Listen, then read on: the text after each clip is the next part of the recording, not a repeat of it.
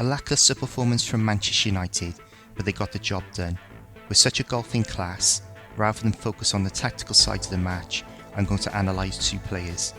Mason Greenwood, who started in his favoured centre-forward position, and Donny van der Beek, who got his first start for a while. Starting with Greenwood, it is pretty much universally agreed among United followers that he's the best finisher at the club, and his style has drawn comparisons with Robin van Persie. Moving to the whiteboard, I was looking forward to seeing Greenwood produce clever movement and a desire to get into goal-scoring positions, the type that Cavani has brought in abundance despite the limited game time he has had. But did we get it?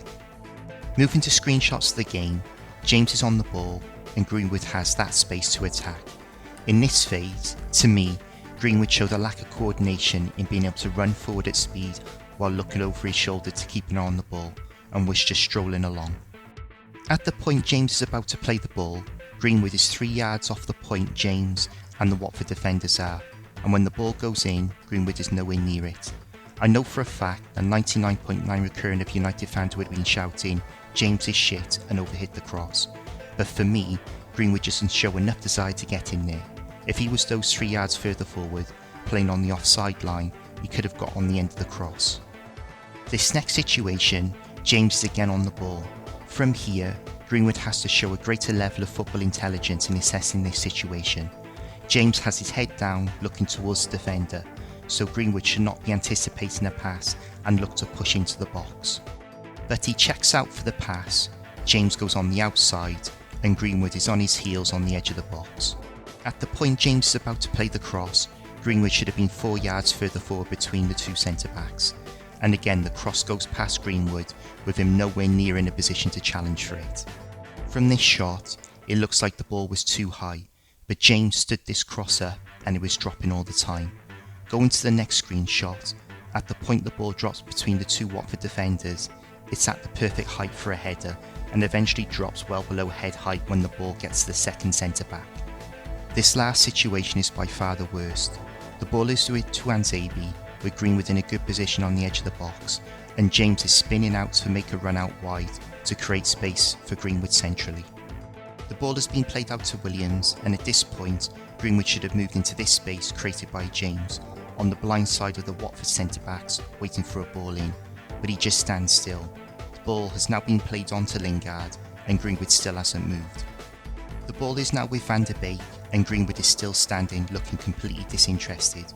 With the ball now with Mata, if Greenwood was in this position, Mata is capable of playing this pass, but with no target in the box, it goes back out to Williams. Williams is looking into the box for a target to cross to. Any striker worth his salt would be licking their lips in this position, waiting for this opportunity to get on the end of the cross. And you've got two Watford centre-backs with nothing to do, having their easiest game of the season. With no target, William plays the ball back to Tuanzebe. Quite frankly, this is terrible forward play. 6 passes were played and he didn't move an inch and deserved to get hooked. Moving on to Van der Beek, it was great to see him get 90 minutes, and I do like him in this pivot role. He reminds me a lot of Scholes in that position, and of course Scholes started his career as a second striker and moved back into midfield when United signed Dwight York. I have been critical of Matic and Pogba for going towards the ball when the centre-backs have it. It takes a passing option out of midfield, removes depth from the formation, and enables the opposition's midfield to push higher up the pitch, which I have analysed in the past as United's self-pressing.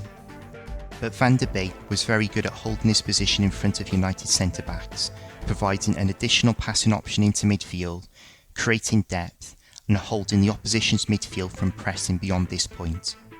Moving to screenshots of the game, there is no thought from Van der Beek to drop in here or here to get easy possession. He holds his position in between the forward and midfield defensive lines. You can see the depth his position has created to beat any attempted press from Watford, and Tellez slips the ball down the line to Lingard. This next situation, again he holds his position behind the Watford forward defensive line. Tuanzebe slips the ball to him, and now Van der Beek is challenging Watford's midfield.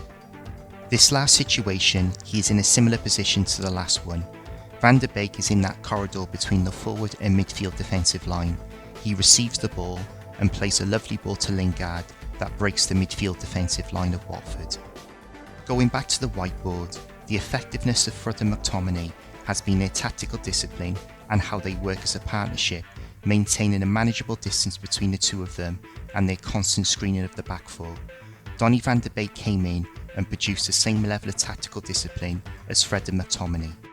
Moving to screenshots of the game, the ball is on the left and Van de Beek and McTominay are in close proximity, maintaining that double pivot. The ball moves central and they move across the pitch in unison, and eventually the ball goes across to the other side of the pitch and that double pivot has been perfectly maintained all the way along.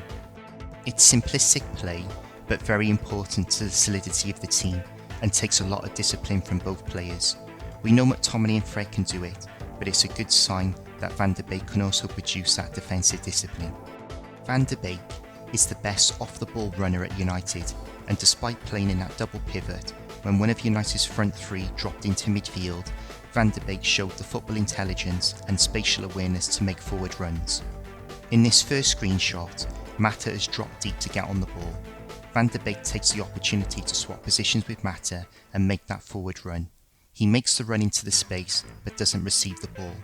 Mata is capable of playing that pass, but maybe the ref got in the way a bit, but a dangerous run nonetheless. In this next situation, Lingard has dropped out, Mata has made the run across the pitch, and Van de Beek again sees the chance to make the forward run into the space vacated by Mata. This time, he has got his arm up to make McTominay aware of him.